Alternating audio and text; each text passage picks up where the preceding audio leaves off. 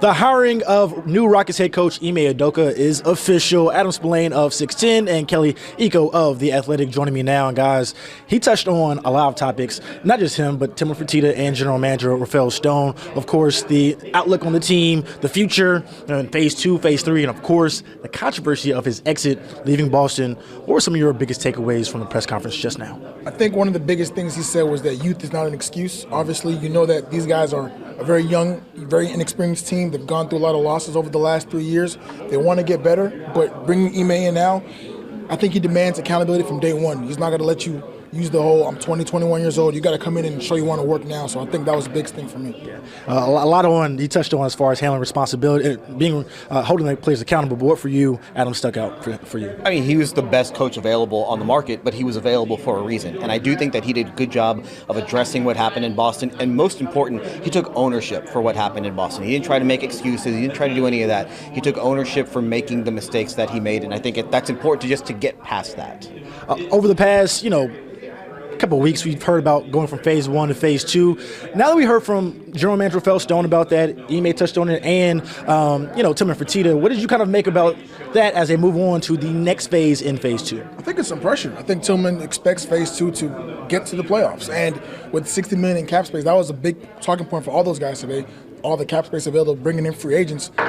They want to get to the playoffs. Now, that's going to take some steps because this is a roster that, frankly, is not a winning roster, but they have enough space to try and get maybe 2 or 3 or 4 guys that can kind of help bring these guys along and get them to the postseason. But, as I said, there's going to be some pressure because the owner obviously is saying, phase 2 is getting to the postseason.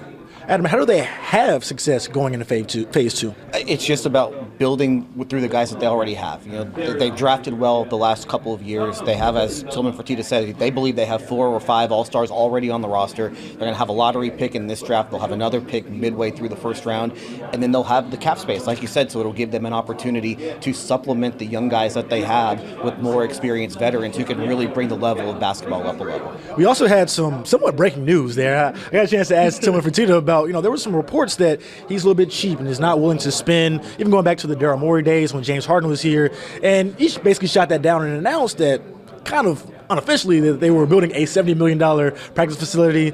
How will that kind of, work and do good things for this organization moving forward? I just think it brings the level of facilities up to an NBA level. I mean, they've been practicing. They basically use Toyota Center for everything. This building is 20 years old. It becomes a little dated in a sense. So to be able to have their own practice facility, it's basically their own. They don't have to share it with anybody. I do think that's important for them moving forward. And he also brought up the plane, too, which is an important thing. It's something that is really helpful to the organization. Kelly, last one for me. What's next for this Rockets team? Obviously, you got the lottery coming up, free agents. What will you kind of be paying attention to over these next few weeks and months?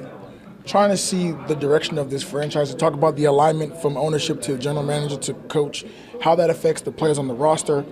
What direction they go in the draft in terms of what are they looking for. Are they going best player available? Maybe Scoot Henderson, Brandon Miller. If they get Victor, free agency. He talked about trying to add shooting, different kind of big men, some playmaking. This has a lot of roster holes currently, but they do have the avenues to fix things, which is what you want to see for a young team trying to go from phase 1 to phase 2. All right. There you have it. Kelly Iko of The Athletic and Adam Spillane of 610. Guys, thanks for joining me.